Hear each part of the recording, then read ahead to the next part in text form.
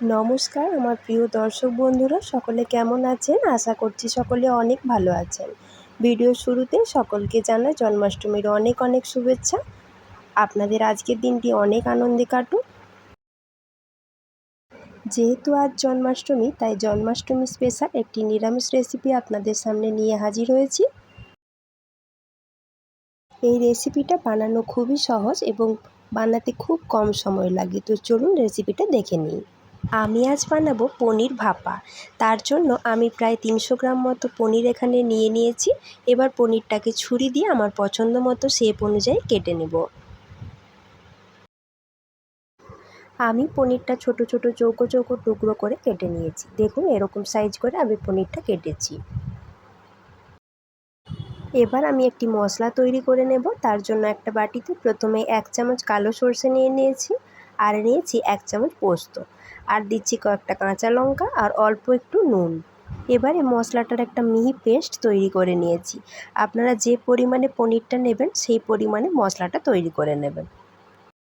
আমি এখানে পনির ভাপা বানানোর জন্য পনিরগুলো ভাজিনি। আপনারা যদি মনে করেন যে ভাজলে ভালো লাগবে, তাহলে অল্প একটু সাদা তেলে ভেজে নিতে পারেন, তবে খুব বেশি ভাজলে কিন্তু ভালো লাগবে না।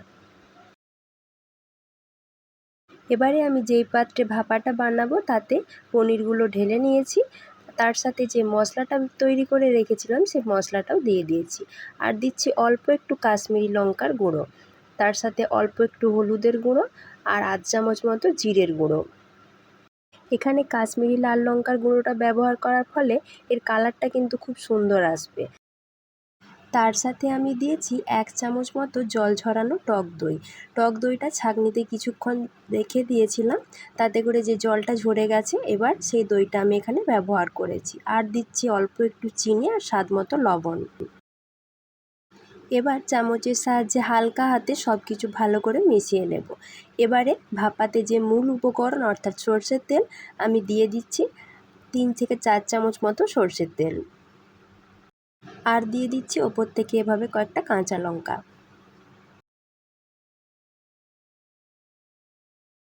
এবারে আমি ভাপাটা বানানোর জন্য একটি কড়াতে আগের থেকেই জল গরম করতে বসিয়ে দিয়েছিলাম।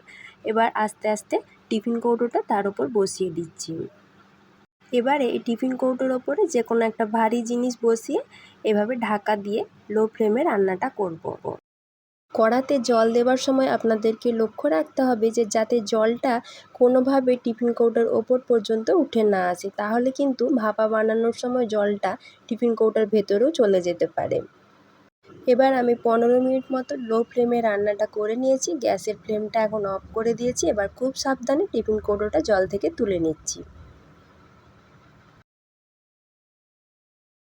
এবারে আমি টিফিন কৌটোটা খুলে দেখাচ্ছি। দেখুন পনির ভাপাটা দেখতে কতটা লোভনীয় হয়েছে, খেতেও কিন্তু অসাধারণ হয়।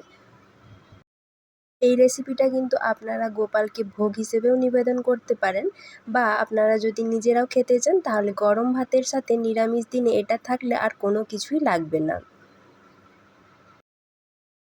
তো বন্ধুরা, আমার আজকের এই নিরামিষ রেসিপিটি কেমন লাগলো তা কিন্তু কমেন্টের মাধ্যমে জানাতে একদমই ভুলবেন না। আর ভালো লাগলে একটা লাইক করবেন এবং সকলের মাঝে বেশি বেশি করে শেয়ার করবেন।